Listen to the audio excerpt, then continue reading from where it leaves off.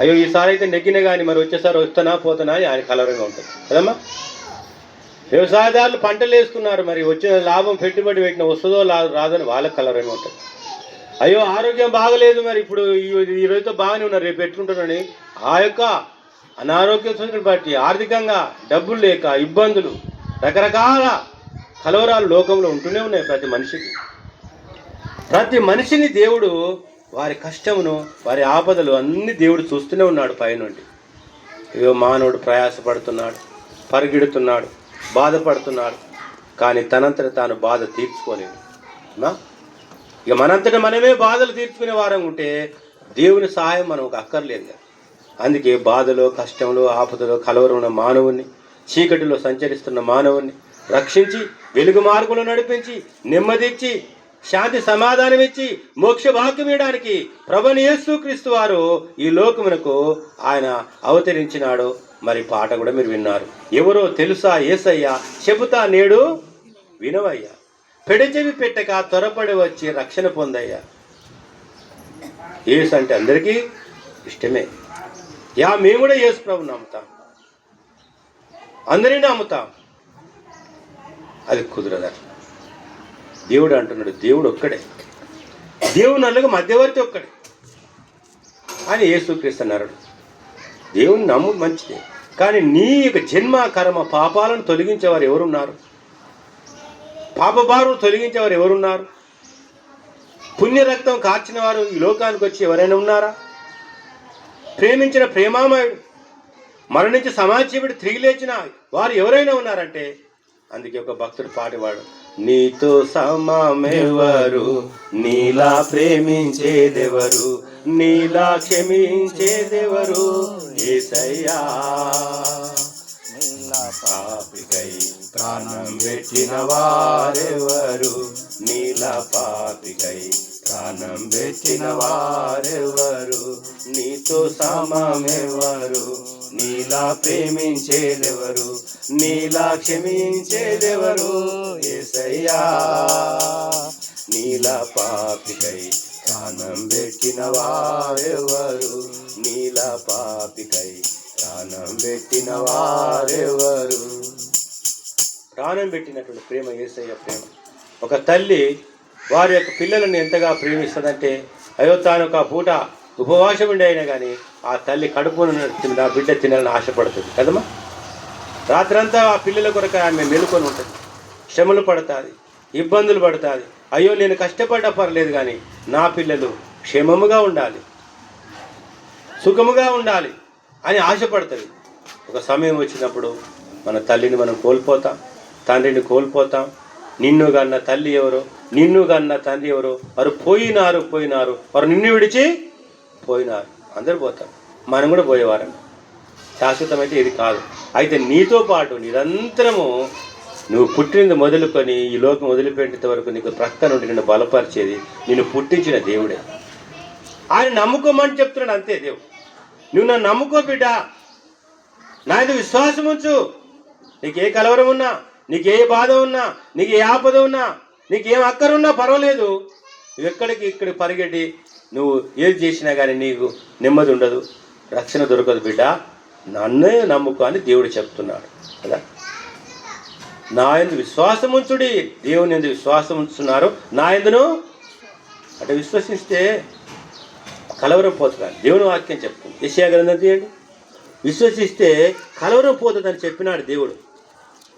విశ్వాసం ఉంచడానికి ధనం అక్కర్లేదు, విశ్వాసం ఉండడానికి నువ్వు బరువులు మోయాల్సిన పని లేదు, విశ్వాసం ఉంచడానికి ఎంతో దూర ప్రయాణం చేయాలి. ఉన్న చోటనే ఉండి నీ కష్టం దేవుని చెప్పుకొని ఒక విశ్వాసం వస్తే చాలంటున్నాడు. ఆయన విశ్వాసం ఉంచు. ప్రభువైన యేసునందు విశ్వాసం వస్తే యెషయా గ్రంథం 28వ అధ్యాయంలో చూడండి, ఆ కలవరం ఎట్లా పోతుందంటే దేవుని వాక్యం చెప్తా ఉంటుంది. 16వ వచనం, యెషయా గ్రంథం 28వ అధ్యాయం 16వ వచనం. యెషయా 28వ అధ్యాయము 16వ వచనం. ప్రభువు యెహోవా ఇలాగ సెలవిస్తున్నాడు, సీయోనులో పునాదిగా రాతిని వేసిన వాడను నేనే, అది పరిశోధింపబడిన రాయి, అమూల్యమైన తలరాయి, అది బహు స్థిరమైన పునాది అయిన మూలరాయి ఉన్నది. విశ్వసించువాడు కలవరపడు. విశ్వసించువాడు కలవరపడడు. చిన్న మాట, విశ్వసించువాడు కలవరపడడు. కలవరం ఉన్నది, ఆపదలు ఉన్నాయి, కానీ దేవుని విశ్వాసం ఉంచితే, నమ్ముకుంటే కలవరం తొలగిస్తాడు. నీకు ధైర్యం దొరుకుతుంది, నీకు వెలుగు దొరుకుతుంది, నెమ్మది దొరుకుతుంది, రక్షణ దొరుకుతుంది, పాప క్షమాపణ దొరుకుతుంది, సంతోషం దొరుకుతుంది. నీ పేర్లు పరలోకంలో రాయబడిపోతాయి అంతే. బైబిల్ కూడా చెప్తా ఉంది, మీ పేర్లు పరలోకంలో రాయబడి ఉన్నందుకు సంతోషించు బిడ్డ అని లూకా సువార్త 10:20 ప్రభు చెప్పినాడు. పేరు పరలోకం రాయబడితే ఎంత ధన్యత. ఈ భూమి మీద పుట్టినప్పుడు నీవు ఎప్పుడు పుట్టినావు, ఈ అమ్మ ఎంతకాలం జీవించిందని అక్కడ రాసిన కదా. ఈ లోకం వదిలిపెట్టిన దినం, పుట్టిన దినం, ఈ లోకం వదిలిపెట్టిన దినం ఉంటుంది కదమ్మా. ఈ భూమి మీద జీవిస్తున్నప్పుడు నువ్వు ఏ సంవత్సరం పుట్టినావు, తారీఖు తెలియకపోయినా పలానా సంవత్సరం పుట్టింది అని దాన్ని బట్టి నీకు ఆధార్ కార్డు ఇస్తారు. దాన్ని బట్టి నీకు ఏ పనులు అనేది, అది బ్యాంకుకు పోయినా కానీ ఆధార్ కార్డు కావాలి, తర్వాత నువ్వు ప్రయాణం చేయాలని ఆధార్ కార్డు కావాలి. అది నీకు ముఖ్యమైనటువంటిది కదా. ఈ భూమి మీద ఉన్నప్పుడు ప్రతి ఒక్కరికి మరి ఆధార్ కార్డు అనేది ఉంటుంది కదా, ప్రతి ఒక్కరికి ఉంటుంది. లేనివారు ఎవరు లేరు, ప్రభుత్వం పెట్టినది ఈ భూమి మీద ఉన్నప్పుడు. అయితే నువ్వు పరలోకంలో యేసయ్యతో పాటు ఉండాలంటే కూర్చో, నీ పేరు ఎక్కడ ఉండాలి, పరలోకంలో రాయబడాలి. ఈ భూమి మీద పుట్టినప్పుడు ఇక్కడ ఆధార్ దొరుకుతుంది, పరలోకంలో నీకు దొరకాలంటే అక్కడ మనం ఇక్కడ తిరిగి జన్మించాలి.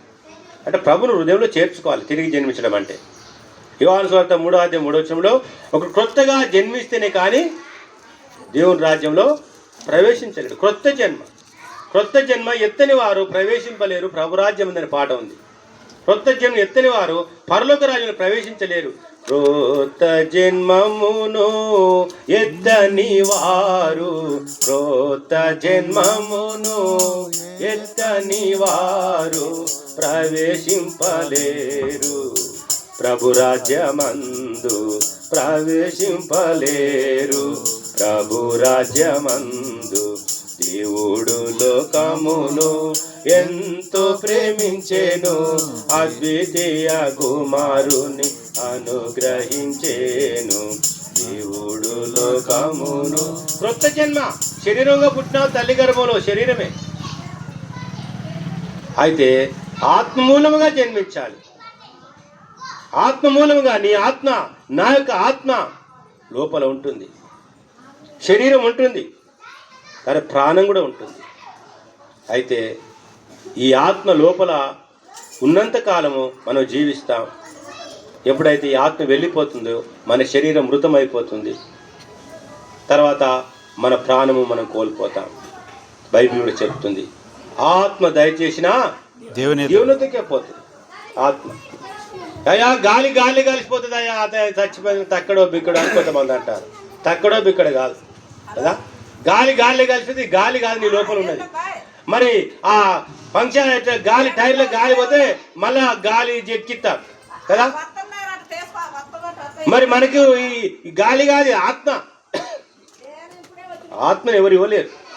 ఆత్మ దేవుడిచ్చాడు కాబట్టి ఆ పరమాత్ముడు మనలో ఉన్న ఆత్మ ఏమైందంటే కల్మషం అయిపోయింది, మృతమైపోయినది. ఆజ్ఞ అతిక్రమించినప్పుడు, ఆదాము పాపం చేసినప్పుడు ఈ మృతమైన ఆత్మను బ్రతికించడానికి యేసు ప్రభు యొక్క పరమాత్మని ఆత్మ మనం మృతమైన ఆత్మలోనికి ప్రవేశించినప్పుడు, విశ్వాసం వచ్చినప్పుడు, ఒక స్విచ్ చేసినప్పుడు లైట్ వెలుగుతుంది, ఒక స్విచ్ చేసినప్పుడు ఫ్యాన్ తిరుగుతూ ఉంది, ఒక స్విచ్ చేసినప్పుడు మైక్ శబ్దం చేస్తూ ఉంది. ఎందుకు? దాని లోపల ఒక శక్తి ఉన్నది. ఆ వైర్లో ఏమున్నది? ఒక శక్తి ఉన్నది. కాబట్టి ఆ శక్తి ద్వారా బల్బులు వెలుగుతున్నాయి, మరి సౌండ్ వినిపిస్తూ ఉంది, ఆ తర్వాత ఫ్యాన్లు తిరుగుతూ ఉన్నాయి, మరి రకరకాలుగా ప్రయోజనకరంగా కరెంట్ ఉంటుంది, దాంట్లో శక్తి ఉన్నది. అదేవిధంగా నువ్వు యేసు ప్రభువుని విశ్వాసించిన క్షణమే దైవ శక్తి, యేసు ప్రభు యొక్క పరమాత్మని ఆత్మ నీ ఆత్మలోనికి వచ్చి క్రొత్త జన్మ అనుభవం, మారు మనసు, రక్షణ మనకిస్తారు. అప్పుడు మన జీవితం వెలిగించబడుతుంది, కలవరం తొలగిపోతుంది, పాపభారం తొలగిపోతుంది, సంతోషం దొరుకుతుంది. ఈ జాజా ఖుషితోన చావనోగా ఆజ ఏసా డిగ్రీ అని పాట ఉంది. ఈ సంతోషం నీకు కావాలన్నా నేడే యేసునొద్దకు మా రోజు ఖుషితి బరాగో మర్మ యేసు ఆయోజనతి ఖుషి జరా సో కాలా జరా కేన ఆయని జగ్గ ఖుషి అని పాట కూడా ఉన్నది. నా హృదయం వింతగా మారెను, నాలో యేసు వచ్చినందున సంతోషమే సమాధానమే చెప్పన శక్యమైన సంతోషం. కొనుక్కుంటే దొరకదు, రాజులు ఇవ్వలేరు, బంధువులు ఇవ్వలేరు, నీకెవరు ఇవ్వలేరు. పాపక్షమాపణ ఇచ్చిన మోక్ష భాగ్యం ఇచ్చే యేసయ్య ఈ లోకానికి వచ్చి ఆ సంతోషం మనకివ్వడానికి ఈ భూమి మీదకి వచ్చి శిలువ రాణపైన మన యేసయ్య చేతులలో మేకులు, కాళ్ళలో మేకులు, తలలో ముండ కిరీటం, ప్రక్కలో బల్లెం పోటు, కొరడా దెబ్బలు సహించి సమాప్తోని తల వంచి ఆత్మను అప్పగించి ఆయన మరణించి తిరిగి లేచిన యేసుక్రీస్తు ప్రభు ఈ దినమున సజీవుడిగా ఉన్నాడు. చదవండి. ప్రపంచంలో ఎవరు కూడా మరణించి లేవలేదు, ఏ రాజు లేవలేదు, ఏ గొప్ప వ్యక్తి లేవలేదు, ప్రభు ఒక్కడే లేచాడు. బైబిల్ చెప్తాను, మన సొంత మాటలు కాదు. చదువునండి. ప్రకటన గ్రంథం 1వ అధ్యాయం 18 వచ్చింది సార్. ప్రకటన గ్రంథం 1వ అధ్యాయము 18 వచ్చింది. నేను మొదటివాడను కడపడివాడు, నేను మొదటివాడను కడపడివాడు, జీవించువాడు మృతుడినైతిని గాని ఇదిగో యుగయుగములు సజీవుడనై ఉన్నాను, మరియు మరణం యొక్కయు పాతాళం యొక్కయు తాళపు చెవులు నా స్వాధీనంలో ఉన్నవి. మరణం యొక్కయు పాతాళ తాళము చెవులు నా స్వాధీనంలో. ఎవరు చెప్పరు ఈ ప్రపంచంలో మాట. ప్రభు లేచినాడు. ఆయన మరణం ఆయన బంధించడం అసాధ్యం. యేసు ప్రభు మరణం జయించి లేచాడు. జీవాధిపతిగా ఉన్నాడు, సమాధాన అధిపతిగా ఉన్నాడు, లోకరక్షకుడుగా ఉన్నాడు. కాబట్టి లేచినాడు. ఆయన లేచినాడు కాబట్టి ఈరోజు సువార్త ప్రకటించబడుతుంది. ఆయన లేవకపోయినట్లయితే విశ్వాసం వ్యర్థమే, సువార్త ప్రకటించబడదు. లేచినాడు కాబట్టి సువార్త, మంచి వార్త, మానవుని పరం నుండి ఈ భూమి మీద కలవరంతో మానవుని కలవరం తొలగించి సమాధానం ఇచ్చి నెమ్మది ఇచ్చి రక్షణ ఇచ్చి పాపక్షమాపణ ఇచ్చి మోక్షభాగ్యం ఇచ్చే మార్గం ప్రభువుని యేసుక్రీస్తు. అందుకే చెప్పినాడు, నేనే మార్గము, నేనే సత్యము, నేనే జీవము, నేను నా ద్వారా తప్పేవాడు తండ్రి యొద్దకు. ఇది మతము కాదు, ఒక దేశానికి సంబంధించిన లోక రక్షకుడు అయిన యేసుక్రీస్తు ప్రభు పరలోకానికి మార్గం అని దేవుడు. ఆ మార్గంలో నేను ప్రవేశించాలి. ఈ సహోదరి మరి సత్యవతమ్మ, ఆమె దేవిరెడ్డి హాస్పిటల్ ప్రక్కన బెత్తెస్త ప్రార్థన మందిరం ఉండేది మాకు. ఆమె తన భర్త ప్రభుని నమ్ముకోలేదు, కానీ ఆమె ఇంట్లో ప్రభుని నమ్ముకున్నది. ఆమె నమ్ముకునేది కాదు, వాళ్ళ పిల్లలను కూడా తీసుకొచ్చింది మందిరానికి. ఏం భయపడలేదండి, ఎవరికి భయపడలేదు. నా ఆత్మకు నేనే బాధ్యురాలు, నా ఆత్మ నా రక్షణ పొందాలి, నేను పరలోకం చేరుకోవాలి, ఎవరి ఆత్మ కాలే బాధ్యులు అని చెప్పి అనేక శ్రమలు, కొన్ని కష్టాలు, ఇబ్బందులు పడి కూడా ఆమె దేవుని సన్నిధికి విశ్వాసంతో వచ్చేది. తర్వాత మరి ఈ మధ్యకాలంలో కొంతకాలం ఆమె ఆరోగ్యం కోల్పోయింది. అయినప్పుడు కూడా దేవుని మందిరానికి కొంత నడిచే శక్తి మనకు, ఆమెకు జ్ఞాపక శక్తి ఉన్నంతసేపు దేవుని మందిరంకు వచ్చి వాక్యం వినేది, ప్రార్థన చేసుకునేది. తర్వాత ఈ మధ్యకాలంలో పూర్తిగా ఆరోగ్యం ఆ బిడ్డది క్షీణించిపోయింది. ఇక తర్వాత వారి కుమార్తె, పెద్ద కుమార్తె కొంతకాలం సేవ చేసింది. తర్వాత వారి ఆయా సమయాల్లో వాళ్ళ చిన్న కుమార్తె జ్యోతమ్మ కూడా వచ్చి ఆమె తల్లి కొరకు ఆమె చేయవలసినంతగా పరిచర్య చేయగలిగింది. ఆ తర్వాత ప్రవీణ్ ఎక్కువ కుమారుడు ఆ తల్లికి సేవ చేసేయడానికి ఆయనకు తరుణం దేవుడు ఇచ్చాడు. అవి నాకు నా తల్లికి నేను పరిచయం చేయాలి, సేవ చేయాలి. ఆయన కూడా దేవుడు నమ్ముకున్నాడు, వాళ్ళ కుమార్తెలు కూడా ప్రభువుని నమ్ముకున్నారు. కాబట్టి ఆమె పరలోకం వచ్చింది. మరణం లేదు, దుఃఖం లేదు, రోగం లేదు, బాధ లేదు, ఏ ఇబ్బంది లేదు ఆమెకి. అందుకే రాసి పెట్టారు అక్కడ, ప్రభునందు మృతులు ధన్యులని అక్కడ పిలిచి మీద రాశారు. నీతిమంతుడు జ్ఞాపకం చేసుకుంటా ఆశీర్వాదం. నీతిమంతుడు యేసు ప్రభు, మన పాపులు. ఆ పాపులను మనం నీతిమంతుగా తీర్చడానికి ఆ యేసు ప్రభు వచ్చాడు. కాబట్టి ఇప్పుడు కలవరము పడకూడని దేవుడు చెప్పి ఆ కలవర పడకు తొలగించి ఇప్పుడు ఒక నిరీక్షణ మనకిస్తున్నాడు. ఏమని? నా తండ్రి ఇంట అనేక నివాసులు. ఇక్కడ తండ్రి ఇంట తల్లిదండ్రులు పిల్లల కొరకు ఏం చేస్తారు? నివాసాలను సిద్ధపరుస్తారు, ధనము కూర్స్తారు, ధనము దాచిపెడతారు. అయ్యో పిల్లలు ఎదుగుతున్నారు, వారికి వివాహాలు కావాలి అని చెప్పి ప్రయోజనకరంగా వారి కొరకే మేలును కలిగి మంచి ఆలోచనలు కలిగి ఉంటారు తల్లిదండ్రులు పిల్లల కొరకు. మన పరలోక తండ్రి మన కొరకంటే ఒక స్థలం సిద్ధపరుస్తాడు. ఎక్కడ? నా తండ్రి ఇంట అనేక నివాసములు అంటే విశ్రాంతి తీసుకునేటువంటి స్థలం. నివాసం అంటే మనల్ని భద్రపరిచే స్థలం కదా. మన ఇల్లు మనకు భద్రత కలిగిస్తుంది. వర్షం వచ్చినా, గాలి వచ్చినా, మనం దినమంతా కష్టపడిన ఇంట్లో విశ్రాంతి తీసుకుంటాం, ఇంటిలో భద్రపరచబడతాం, ఆదరించబడతాం. అటునే పరలోకంలో దేవుడు మనకు నిత్యమైన విశ్రాంతి అక్కడ ఉంటుంది. అక్కడ మరణం లేదు, దుఃఖం లేదు, వేదన లేదు. ఆ తర్వాత మనకు నిత్యమైన భద్రత యేసు ప్రభులో ఉంటుంది. కాబట్టి యేసు ప్రభు మనల్ని భద్రపరిచేవాడు. ప్రయాసపడి భారం మోసుకుంటున్న సమస్త జనులారా నా దగ్గర నేను మీకు విశ్రాంతి. మత్తయి 11:28 చెప్పాడు. ఇప్పుడు భద్రత ఎక్కడ? యూదా పత్రికలో 1వ వచనంలో అంటున్నాడు, యేసు క్రీస్తునందు భద్రం చేయబడి తండ్రి అయిన దేవుని ప్రేమించబడిన వారికి శుభమని చెప్పారు ఆయనది. అంటే ఇల్లు మనకు విశ్రాంతి, ఇల్లు మనకు భద్రత కలిగించినట్టుగా ప్రభువైన యేసు క్రీస్తు వారు మనకు విశ్రాంతి నుంచి భద్రత కలిగించిన ఆ తండ్రిని అనేక నివాసం కలని చెప్పి ప్రభు ఏమన్నాడు?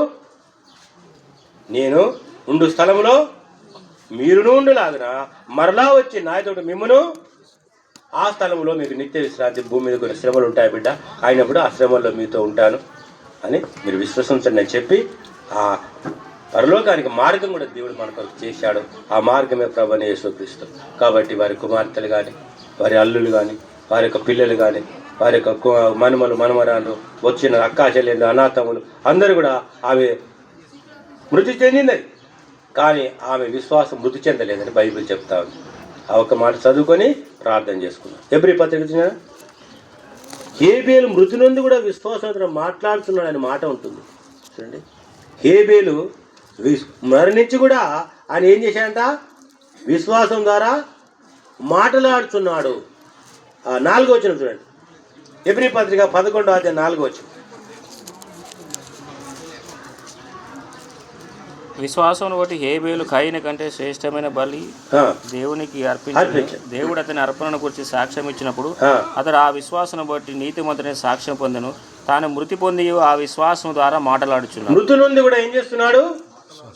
విశ్వాసం ద్వారా మాట్లాడుతున్నాడు. మృతి నొందినాడు కానీ విశ్వాసం మృతి పొందలేదు. ఆమె లోకాన్ని వదిలిపెట్టిన ఆమె ప్రభునందు విశ్వాసం ఇచ్చిన విశ్వాసం, ప్రభు కొరకు జీవించినటువంటి జీవితం సాక్ష్యం మనతో మాట్లాడుతుంది. నేను వెళ్ళిన మార్గంలో మీరు రావాలి బిడ్డలా. నీకు లోకం శాశ్వతం కాదు, నా తండ్రి అయిన దేవుడు శాశ్వత దేవుడు నాకు స్థలం సిద్ధపరిచాడు. అక్కడ నేను ప్రభుతో ఉంటాను. అది నా గమ్యస్థలం, అది నా శాశ్వతమైన నివాసస్థలం. నా ప్రభు కొరకు నేను వెళ్తున్నాను సాక్ష్యం ఇవ్వగలుగుతుంది తన విశ్వాసం ద్వారా. ఆమె విశ్వాసం మృతి చెందలేదు కనుక అటు సజీవమైన విశ్వాసం నేను కలిగి ఉండి ప్రభు కొరకు జీవించి ధైర్యపరచబడి మనం పరలోక రాజ్యం కొరకు సిద్ధపడాలి. అది మనకు యేసుక్రీస్తు ప్రభువే మార్గం అన్నాడు. ప్రభు మనకు సహాయం చేయను గాక. ఇప్పుడు ప్రార్థన చేసిన తర్వాత సాక్ష్యం కూడా చెప్తారు.